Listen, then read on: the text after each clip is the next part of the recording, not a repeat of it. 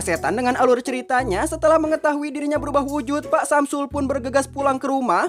Namun sesampainya Samsul di sana, para warga SDM minus plus plus ini mengira desanya sedang digerebek penyihir. Bahkan sang anak pun tidak mengenali bentukan ayahnya sendiri, padahal cuma beda bajunya doang. Alhasil akibat skin epic terbarunya, ia pun harus terkena kick dari rumahnya sendiri dan berhasil mengundang amarah dari para warga yang berebut ingin mengeroyoknya. Alhasil Pak Samsul pun hanya bisa menyesali keputusannya membelikan si Arif action figure dan bukannya memberikan tumbukan pemahaman. Dan tiba-tiba saja berflikerlah sesosok serigala yang sedang memberikan salam interaksinya kepada seorang NPC.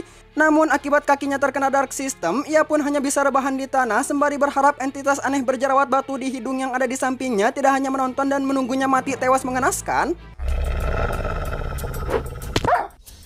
Itu dia. Alhasil setelah dilempari seonggok batu ginjal, otaknya pun segera bergeser ke bagian bool sehingga serigala itu pun memutuskan surrender dari TKP. Kini Pak Samsul pun harus berinteraksi dengan makhluk yang muncul di mimpi basah animator. Dan sebagai bentuk terima kasih, ia pun memberi hadiah Pak Samsul sebuah kompas raksasa dan pergi begitu saja.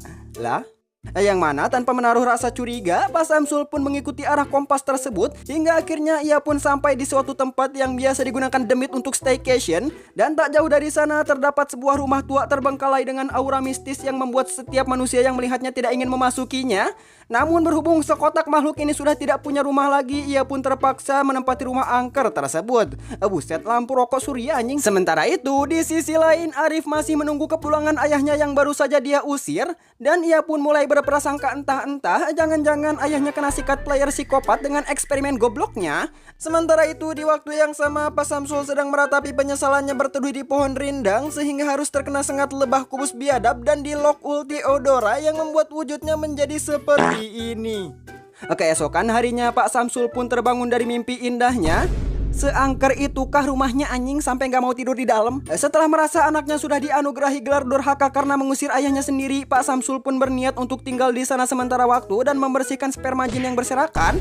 Lah, itu spring bed dari mana biji? Singkat cerita, setelah selesai bersih-bersih rumah, Pak Samsul pun melihat sebuah buku yang tergeletak di atas meja peninggalan pemilik sebelumnya.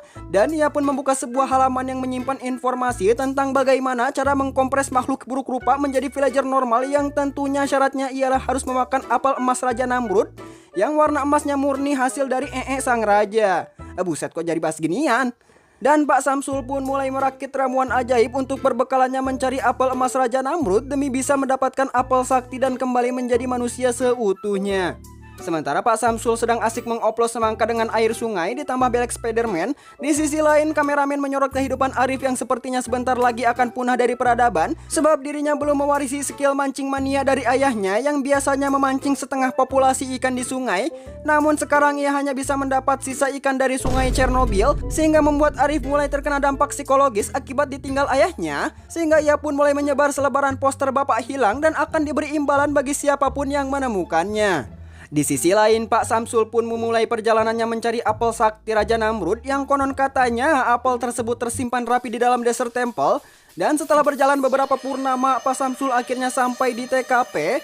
Dan ia pun langsung mengunboxing lantai beton untuk kemudian turun ke bawah dengan bermodalkan tali tambang. Namun naas, Pak Samsul justru menginjak pressure plate berhadiah bom nuklir di bawahnya sehingga mengakibatkan meledaknya seorang Samsul di permukaan dan terbang 3 meter sebelum akhirnya tepar merebahkan diri di tanah.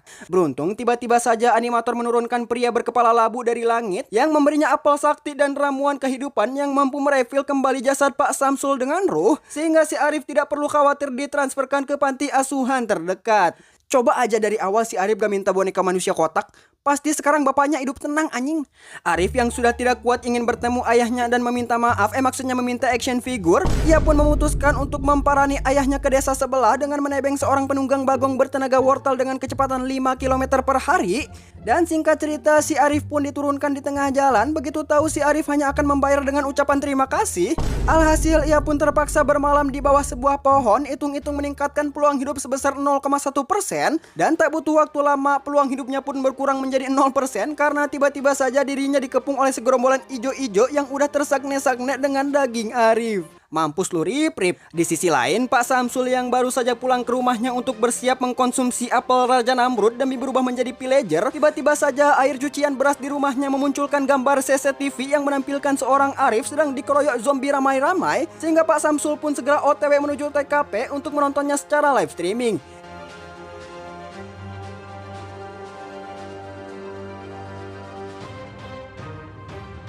Iya dilewatin anjing, emang udah gak ada chemistry-nya nih anak sama bapak.